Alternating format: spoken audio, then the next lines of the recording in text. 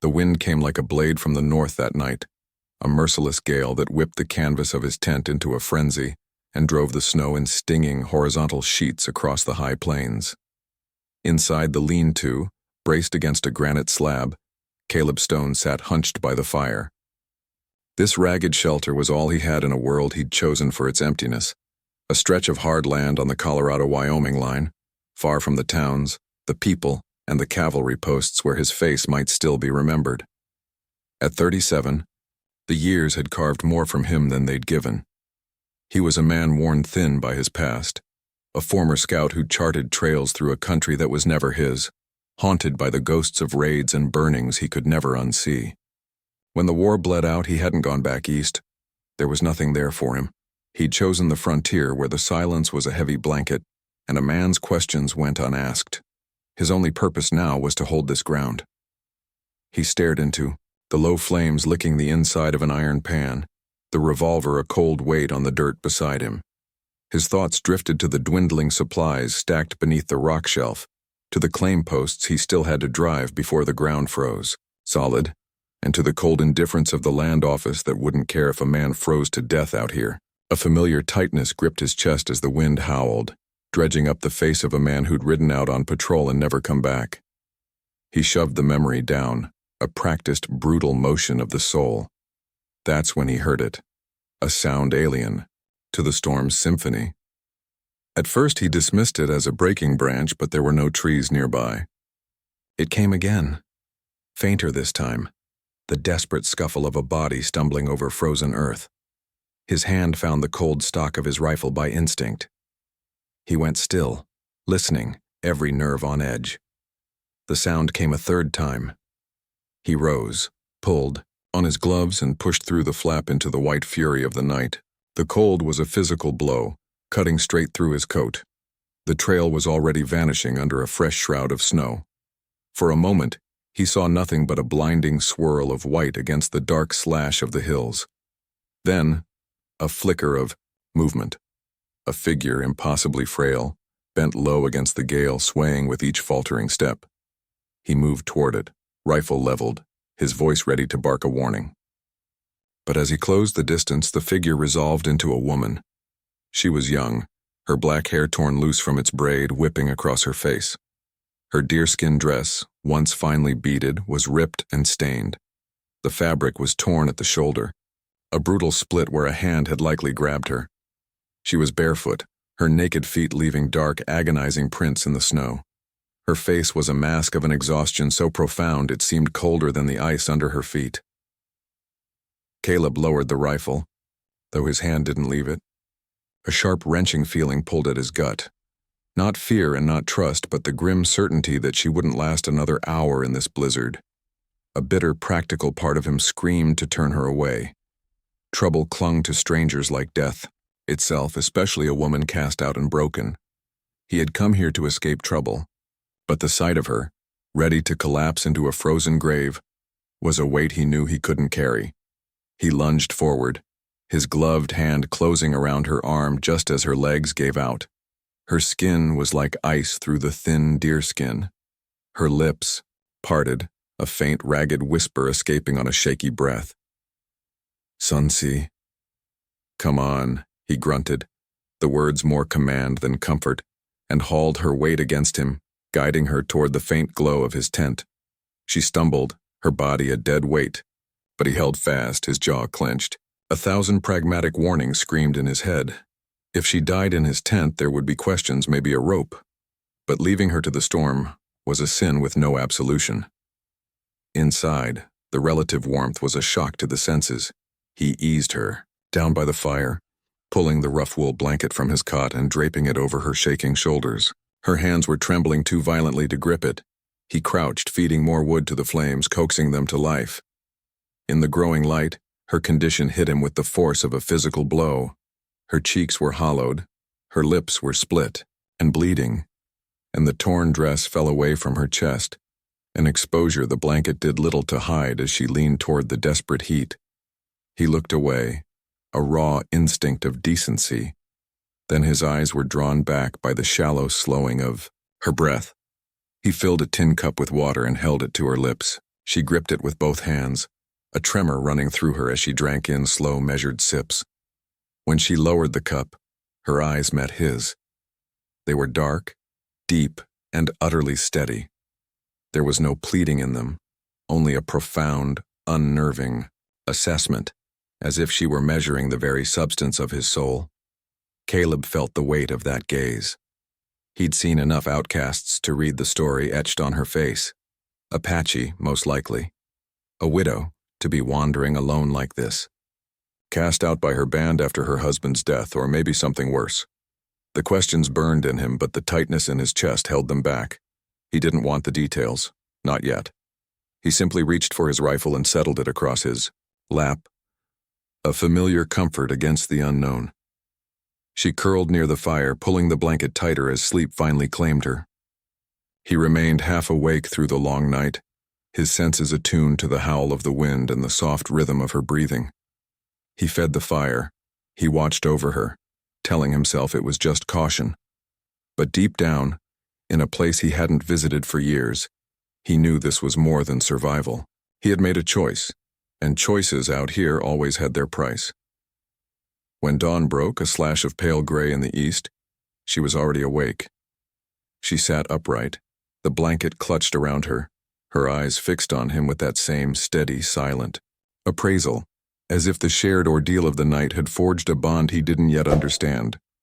His supplies were already stretched thin, a dwindling sack of beans, some flour, a sliver of salt pork, and the icy water from the creek outside. Barely enough for one man to weather a winter that had barely begun. That was his first thought as he watched her in the gray morning light. Another mouth to feed was a death sentence written in slow starvation, but a second, heavier thought crushed the first one flat. Sending her back into that white hell was the same as putting a bullet in her himself. He couldn't carry another ghost on his conscience, no matter how much he craved the cold, clean slate of solitude. He broke the silence, his voice a low rasp. "You speak English?" She gave a single sharp nod, her eyes never leaving his. "Enough." The word was quiet, her accent strange but clear. He hesitated, the question that had been sitting like a stone in his chest all night finally breaking free. "Why were you out there? Alone?" Her gaze fell to the fire, her hands tightening on the wool blanket. When she spoke, each word seemed carved from a place of deep pain. Husband dead. A pause. Band. No place for me. Another breath. I walk. Caleb watched her face, searching for a lie, but found only a weariness that went down to the bone. He'd seen women cast out like this before, left to the elements by grief or by the brutal hands of other men. A familiar, cold knot of fury and pity tightened in his gut. He wanted to ask who had ripped her dress, who had left her barefoot in a blizzard, but the hard set of her jaw was a wall he knew better than to climb. He retreated to the practical, to the things a man could fix. "You eaten?" She shook her head. He turned without a word to his saddlebag, poured a measure of beans into the pan and set it over the flames. As the water began to simmer, he glanced back at her. She had let the blanket fall open just enough to warm her hands by the fire. The dress was worse than he remembered, the neckline torn, a few beads clinging stubbornly to the worn deerskin. He thought of the rough, patched canvas coat folded in the corner of the tent, and the words to offer it rose in his throat. But he swallowed them. Something in her posture, a rigid spine, a pride that had outlasted everything else, told him she would refuse a handout. The beans bubbled, and he stirred them with the handle of his knife, pretending to focus on the task. But he could feel her eyes on him, that same unnerving, measuring gaze from the night before. It wasn't the look of a beggar or a victim. It was the look of a survivor, weighing the soul of the man who held her life in his hands. When the food was cooked, he pushed the hot pan across the dirt floor toward her.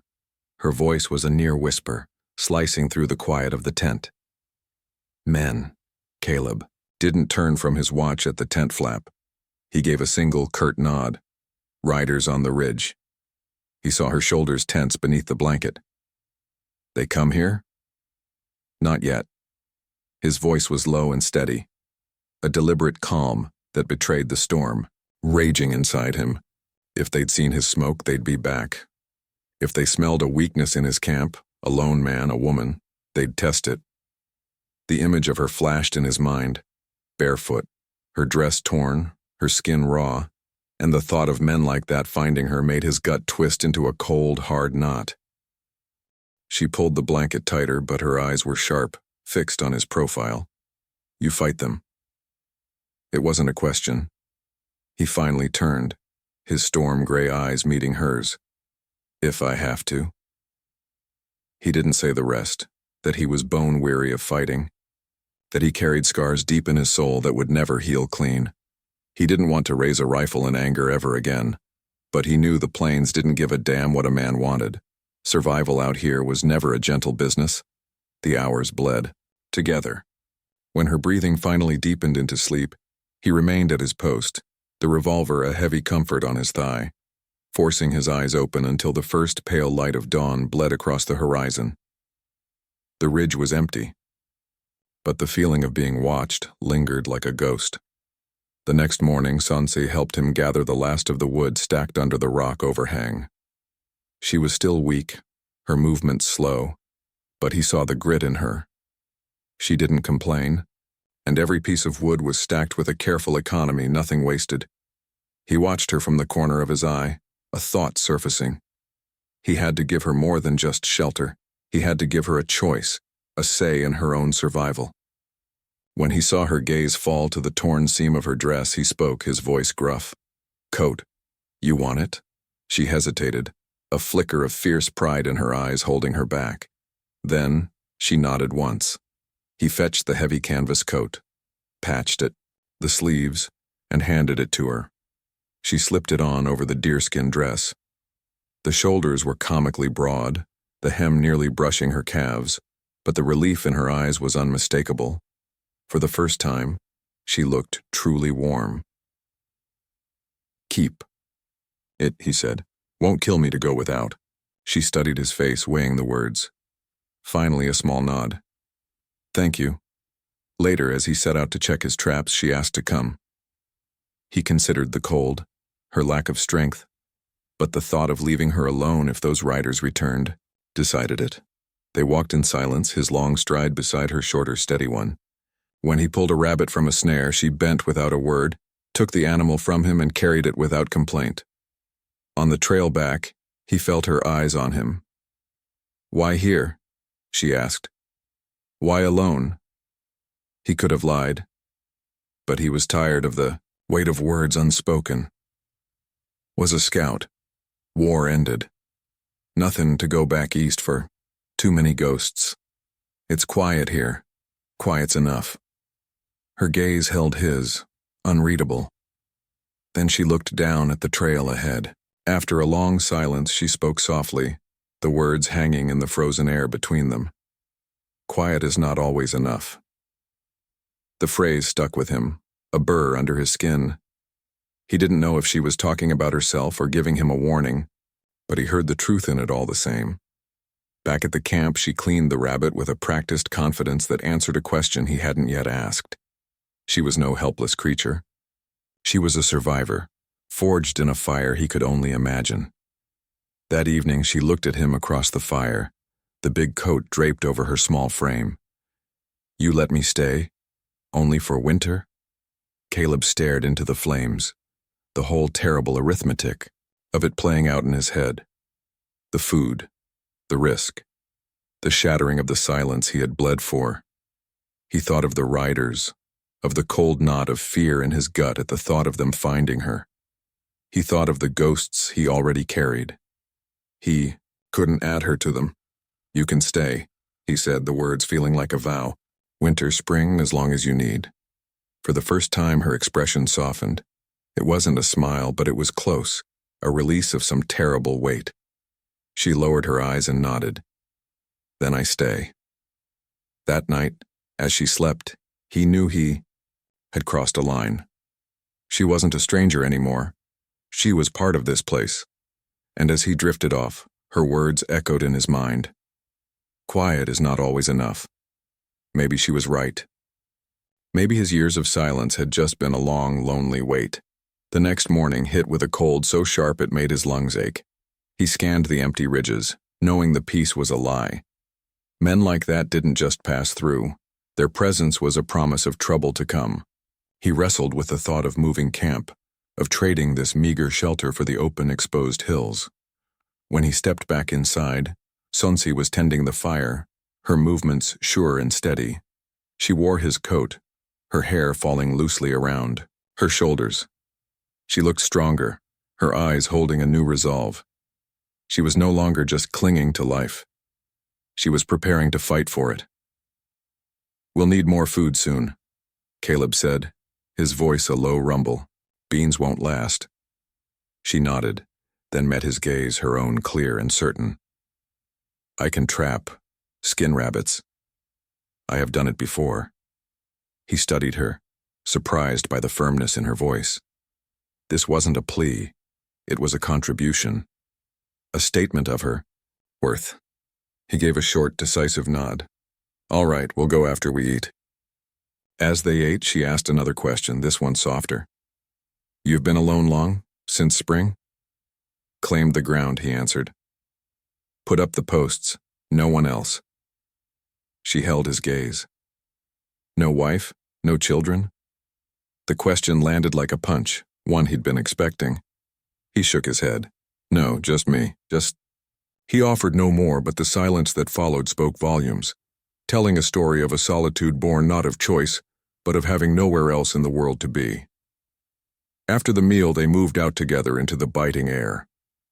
Caleb walked with the rifle cradled in his arm, his eyes constantly scanning the frozen ridges while Sonsee carried a bundle of twine and sticks she'd gathered. The day before, he'd given her a pair of his spare boots stuffed with rags to fit her smaller feet. They were still loose, but she moved with a newfound ease over the crusted snow.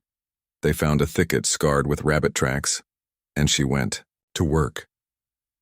Her hands, so frail by the fire, moved with a quiet, devastating efficiency, looping and setting the snares with an expert's touch. Caleb watched in silence, a grudging respect dawning in him. She was no helpless burden. She had a knowledge of this land that was as sharp as his own. When they were done, she brushed the snow from her hands and stood near him, her breath pluming in the frigid air. On the walk back, her voice cut the silence. "The men from last night. They will come back?" Caleb kept his eyes on the horizon. "Could be. Don't know for certain." She was quiet for a long moment. "If they come," she said, her voice flat and hard, "I fight too." The words stopped him cold. He turned, his jaw tight. "You don't need to. That's my part to handle." Her eyes narrowed, flashing with a fire he hadn't seen before. "Your part. My part. If they come, there is no part. Only live or die. I fight." He stared at her, caught between a surge of admiration and a knot of dread. He knew she was right, but the image of her standing against armed men. He gave no answer, simply turned and started walking again, his pace harder now, and she followed. That night, the scent of roasting rabbit filled the tent. Caleb was cleaning his rifle, the methodical motions a balm to his restless mind, while Sonsee worked a fresh hide with steady hands. For a fleeting moment, it felt less like a desperate camp and more like a home. But a question still hung in, the air between them unspoken. What were they to each other beyond two souls clinging to the same piece of driftwood? As she finished her work, she spoke, her voice so low he almost didn't hear it.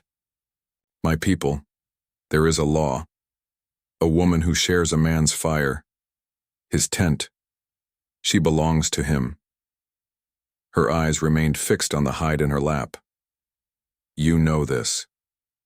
The world seemed to stop. He froze, the oil rag still in his hand. He'd suspected. As much had seen the strange, unwritten rules that governed the tribes. But hearing her say it aloud brought the weight of it crashing down on him. His mind reeled. Was that the reason for her steady gaze each morning? The reason she never spoke of leaving? He finally found his voice, a dry rasp. "I didn't know." Now she lifted her head, her dark eyes locking with his. But I do know this. I stay because the law says, and I stay because I want. Her voice gained strength. You took me in. You kept me alive. His throat went tight. He had never asked for this, had never wanted to be any man's keeper. But the truth was there, plain and undeniable. She was here because of him. He looked at her, truly looked at her, at the firelight tracing the curve of her cheek, the fierce strength in her gaze, and, for the first time in a decade, he felt a profound shift deep inside him. It was more than responsibility now. It was heavier, closer to the bone. It felt like belonging. The wind pressed against the canvas, and Caleb instinctively pulled the rifle closer. If Dutch Carver and his men came back, they would find she was not so easily taken. Sonsee gave a small, firm nod, her eyes still on his. Then we stand. That night he lay awake long after the fire had burned to embers, her words turning over in his mind.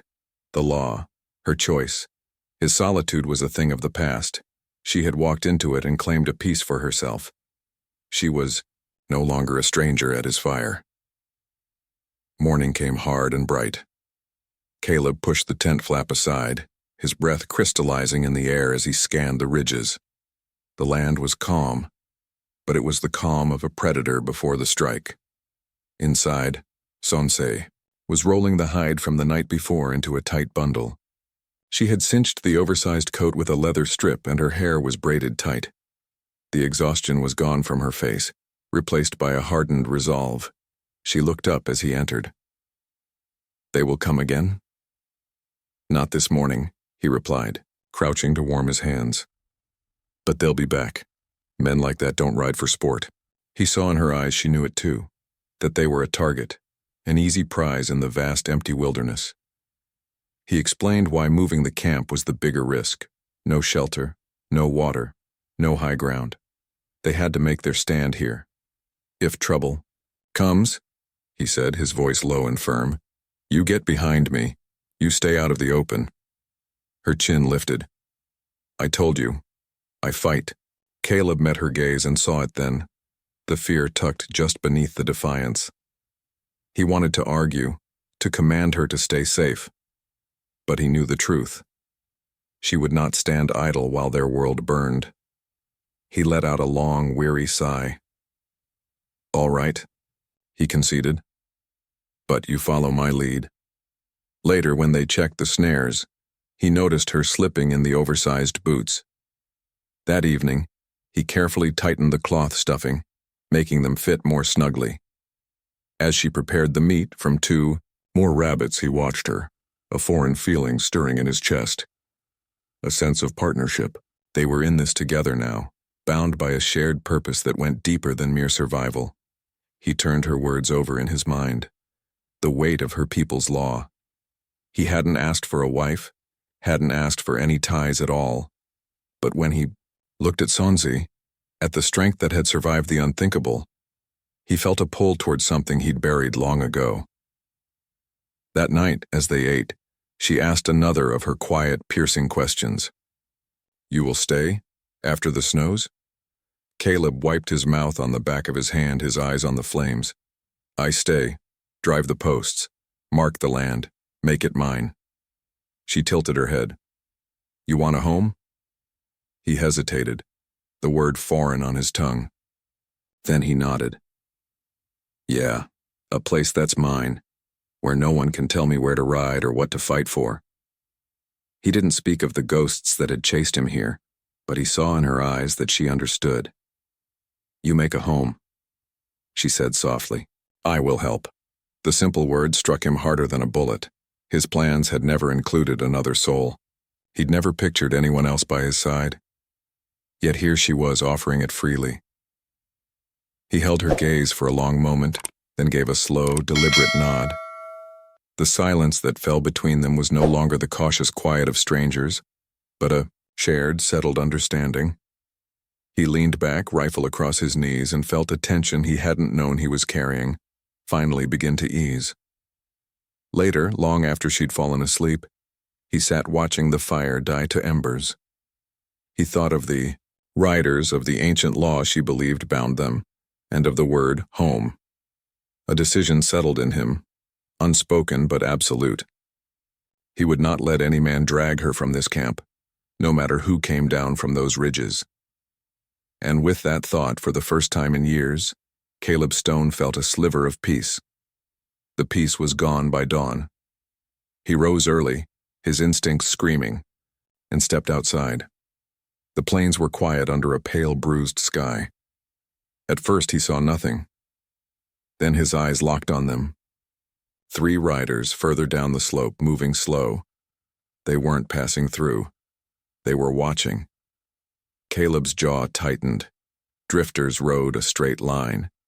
These men circled like coyotes, patient and hungry, waiting to see if the prey was worth the kill. He slipped back into the tent. Sonsee was stirring the last of their beans. She looked up and her expression hardened. She knew. The men, she stated. They're back, Caleb confirmed, his mind already calculating. Close enough to have seen the camp for good. She studied him, her gaze unwavering. We fight now or we wait. He considered it.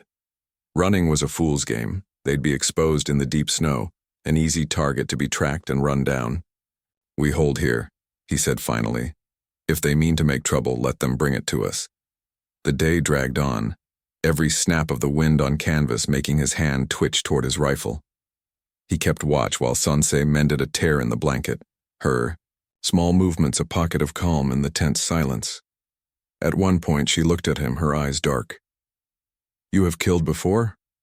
He met her gaze without flinching. Yes. The word was blunt, stripped of pride or regret. She nodded slowly as if confirming something she already knew. And you will kill again if they come. If I have to. He forced the words past the tightness in his throat. To keep us alive. That evening the riders vanished from view, but the threat remained, a poison in the air. As dusk painted the sky, red, Caleb methodically loaded his rifle, then his revolver. Sonsee watched him, her face unreadable in the firelight. Why did you help me that night? She asked suddenly. You could have left me. He stopped, the heavy revolver in his hands. I thought about it, he admitted, his voice low. But I've seen too many good people left in the dirt. I decided I wasn't going to be the one to add another. Her eyes softened, though her jaw remained set. Then I was right, she whispered. You are not like them. It was past midnight when the sound came, the soft, deliberate crunch of hooves on frozen ground. Caleb sat bolt upright, his heart pounding a slow, steady rhythm. He motioned to Sonsee, who moved to the back of the tent without a sound, her eyes wide but filled with a fierce readiness. The voices outside were low, laced with whiskey. Told you there was a fire here. Well, let's see what the hell's inside, another voice rasped. Caleb's senses sharpened, the world narrowing to the space outside the canvas flap. He saw them then, 3 men, dismounting, their ragged coats, and shadowed faces marking them for what they were. Predators. He whispered back to Sonsee, stay low. Then he rose and pushed out of the tent, the rifle held easy but ready in his hands. He stood tall, a solid, unmoving shadow in the night. His voice cut through the cold, hard as iron. That's far enough. They stopped, surprised. The leader, a big man with a greasy beard, smirked and spat. Well now, didn't figure on company. Just thought we'd warm ourselves by your fire. You're not welcome, Caleb said flatly, his thumb resting on the hammer of the rifle. Another man stepped forward, holding his hands up in a gesture of false peace. We don't mean no harm, just looking for shelter. Maybe a little food. But his shifty eyes flicked past Caleb, trying to get a look inside the tent. Caleb knew exactly what they were looking for. He shifted his stance, blocking their view, his voice dropping to a low, deadly growl. You have 2 choices. Caleb's voice was a low growl. Ride out now, or get carried out later. The silence stretched, thick with menace. Inside the tent, Sonsee gripped the handle of the skinning knife, her knuckles white. She was a coiled spring, utterly still, utterly ready. The leader, Dutch Carver, finally broke the silence with a sharp, ugly laugh. Not tonight, maybe, he sneered, his eyes filled with a promise of future violence. But we'll be back for what's ours. He swung onto his horse, his men following suit, and they melted back into the darkness. Caleb stood motionless long after they were gone, his breath frosting in the frigid air. When he finally stepped back inside, Sonsee's eyes were fixed on him. "They will come back," she said. It wasn't a question. "Yes," Caleb answered, the word heavy. He leaned his rifle against the pole, a deep weariness settling on his shoulders. "And next time there won't be any talking." She studied his face in the firelight, her own a mask of calm resolve. "Then we stand together." He looked at her, truly looked at her, and the weight of her words settled deep in his bones. She wasn't just a woman he'd stumbled upon. She was choosing this, choosing him, choosing to face the coming storm by his side. And for the first time in a decade of running, he realized he wasn't alone. The following night was heavier than the blizzard had been, thick with a dread that never lifted. He sat with the rifle across his knees, listening to the shallow, watchful rhythm of Sonsee's breathing, knowing she wasn't resting any more than he was. At dawn, he was outside. The snow was thinner, scarred with the tracks of Carver's gang. They hadn't just left. They had circled, watched, and waited. He could feel it in his gut.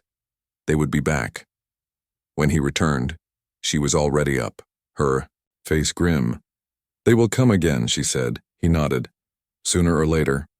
She looked at him, her eyes practical and hard. "How many bullets?" The bluntness of it surprised him. He sat, pulling open his ammo pouch. 9 for the rifle, 6 in the revolver, 12 more loose. He snapped the pouch shut. "Not much." Her gaze didn't waver. "It is enough if we stand together." They spent the day preparing for war. He hauled wood to reinforce their position. She worked beside him, her steps steadier, her strength returning. As she cleaned a rabbit from one of the snares with swift precision, he sharpened his knife to a razor's edge. That evening, he made a decision. He pulled out the revolver, unloaded it, and pressed it into her hands. "I won't leave you defenseless," he said, his voice rough. He showed her the weight of it, how to aim, how to hold her wrist firm against the kick. Her hands were small on the cold steel, but she learned fast, her focus absolute. "Only if there's no other choice," he said. She nodded once, her eyes dark and serious. "I know." Night fell like a shroud, and with it came the sound they'd been waiting for, the thunder of hooves on frozen earth. Caleb's pulse settled into a cold, familiar rhythm. "Back of the tent. Now," he commanded. He crouched by the entrance as the voices grew louder, meaner. "There's the fire. Time to collect, boys," a voice roared. Caleb lifted the flap. 3 men dismounting, rifles ready. Their faces were clear now in the moonlight, bearded, hungry and predatory. He stepped out, his rifle leveled, his voice like cracking ice. "That's far enough," Dutch Carver sneered. "We gave you a chance to be neighborly. Now we'll just take it." "You take one more step," Caleb said, his voice dropping low. "You won't be walking away." Carver's grin widened. "You and what army?" His eyes darted past Caleb toward the tent. A flicker of heat rose in Caleb's chest as he shifted, blocking the view. Behind him, Sonsee held the revolver in both hands. Her heart hammered against her ribs, but her grip was sure. She remembered the hands that had torn her dress, the men who had cast her out. She would not be helpless again. "Last warning," Caleb bit out. "Turn back." Carver raised his rifle. Or what? The crack of Caleb's rifle shattered the night. The bullet kicked up snow at Carver's feet. For a heartbeat, the world was silent. Then all hell broke loose. They charged, firing wildly. Caleb fired again, a slug tearing through one man's arm, spinning him around with a scream. Bullets ripped through the canvas behind him. Inside, Sonsee stayed low, her ears ringing. When a third man broke from cover, rushing the tent, she raised the revolver, leveled it as Caleb had shown her, and pulled the trigger. The shot was deafening, but it slammed into the dirt at the man's feet, stopping him cold. Caleb was on him in a flash, driving the butt of his rifle into the man's chest, and dropping him into the snow. The fight was a blur of brutal, desperate motion. 2 more shots from Caleb's rifle, and it was over. Carver and his last man scrambled back, dragging their fallen comrade, cursing as they fled into the darkness. Caleb stood panting, smoke coiling from his rifle barrel, his ears ringing.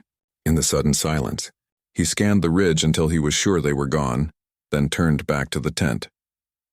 Sonsee was standing there, the revolver held tight, her chest rising and falling in ragged breaths.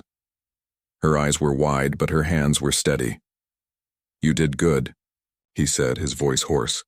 Her hands began to tremble then, the fight draining out of her. She lowered the weapon and met his gaze, her voice a fierce whisper. "We stand."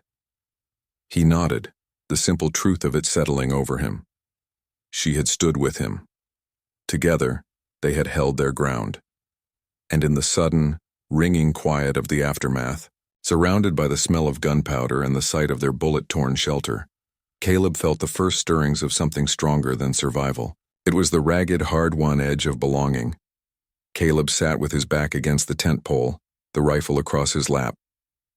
He worked the cleaning rod down the barrel with slow, deliberate motions, the familiar routine a steady anchor in the churning aftermath of the fight.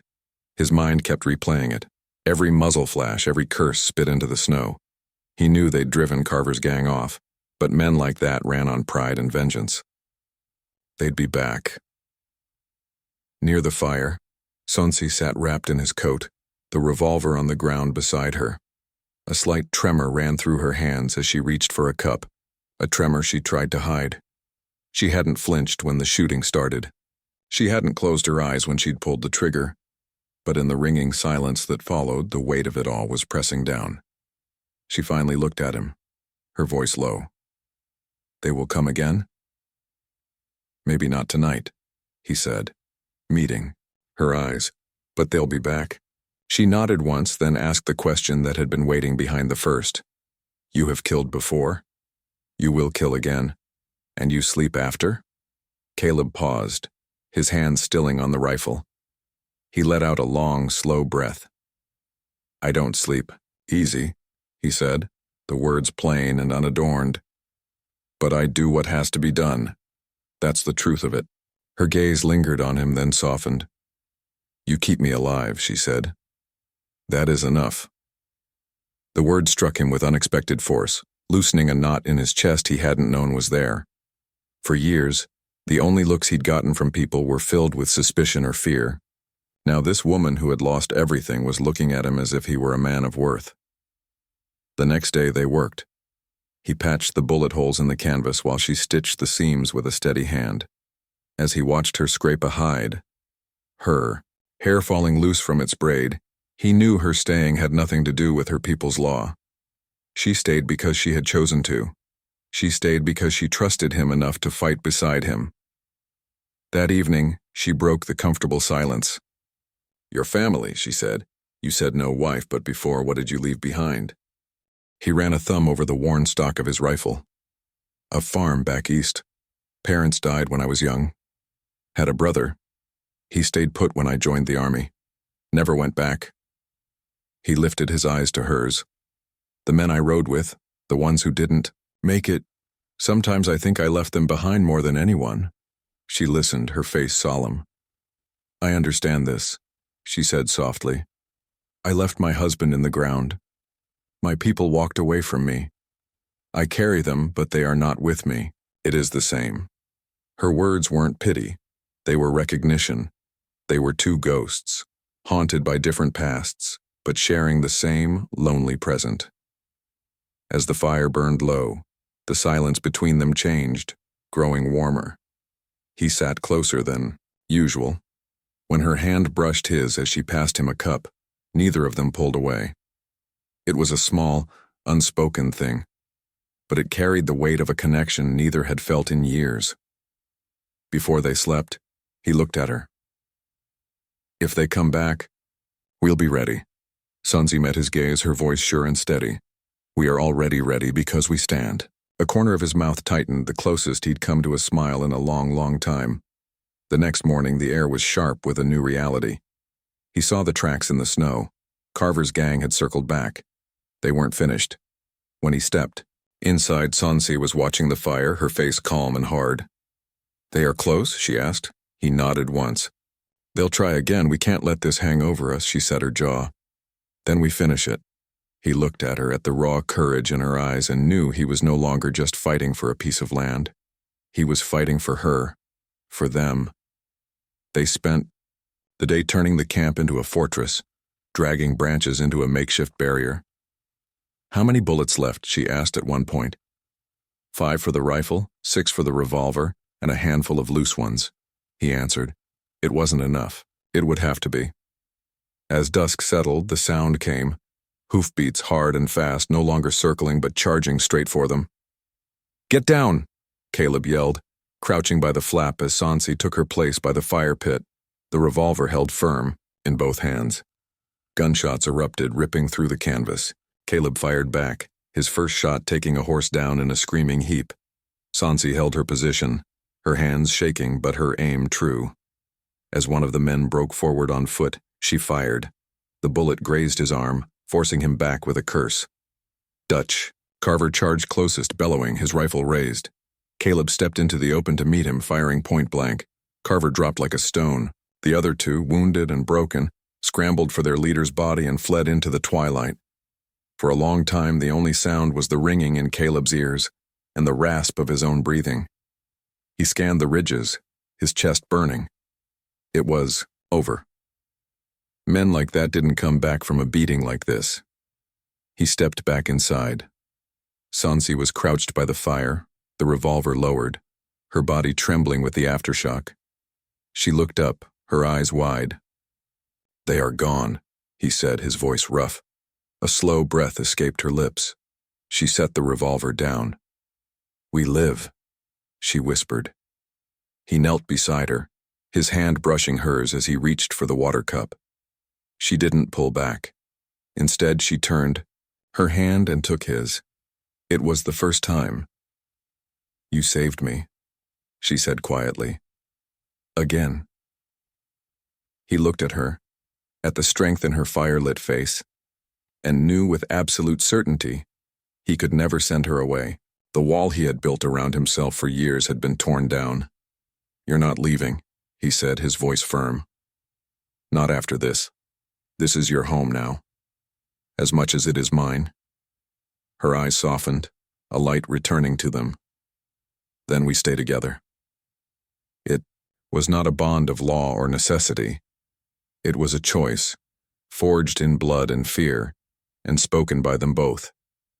That night, they sat shoulder to shoulder by the fire, the silence between them no longer empty, but full. Outside, the plains stretched vast and cold, but inside the small scarred tent, they had found something stronger than fear. By morning, the ridges were empty.